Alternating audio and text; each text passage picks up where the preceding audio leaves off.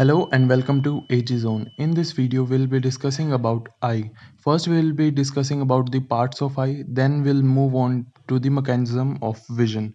But before that, let's know some lesser known facts about eye. First, the cornea of the eye can directly absorb oxygen from the air. It does not require any oxygenated blood to supply oxygen.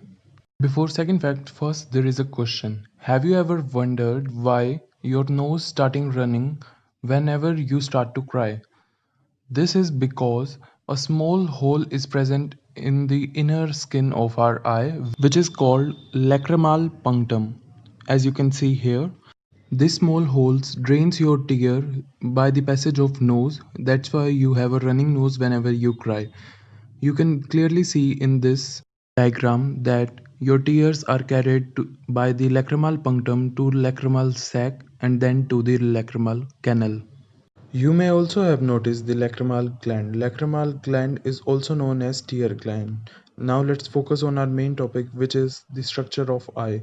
Eye is almost spherical in structure and the walls of eye is composed of three layers.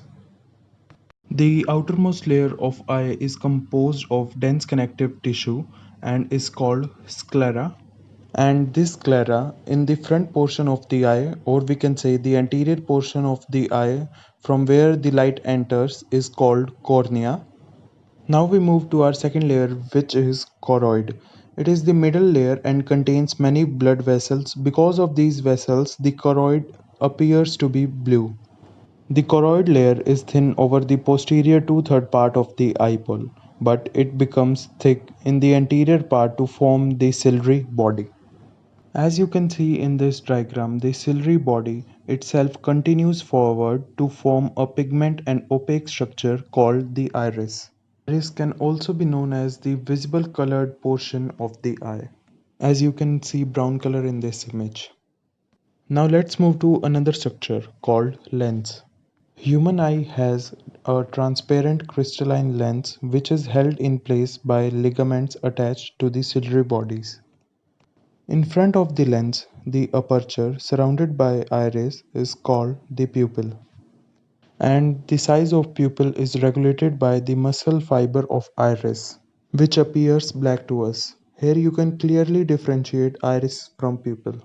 Now let's move to the third layer, which is retina.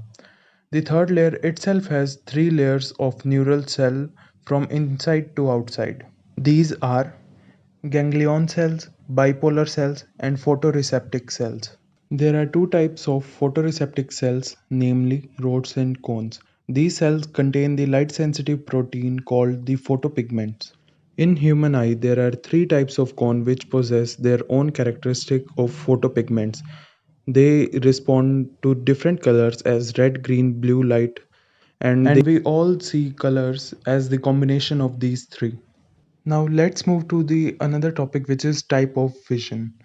We all have two types of vision, one in the daylight and second in the twilight. The daylight vision is also known as photopic vision and the twilight vision is also known as scotopic vision. During photopic vision means in daylight, cone cells are active as they can process different kinds of color during daytime, and in twilight in the scotopic vision the rod cells are more active. The rod cells also contain a reddish purplish red pigment which is known as rhodopsin. You can also call it a visual purple. It is made up of a derivative of vitamin A and helps to create an impulse in rod cells through which they can detect light.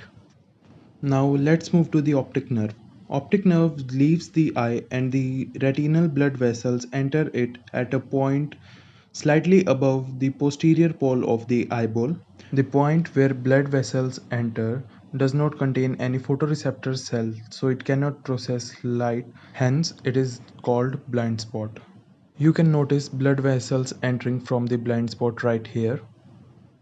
Just lateral to the blind spot, you can see a yellowish pigmented spot named as macula lutea. Macula lutea also has a pit named fovea.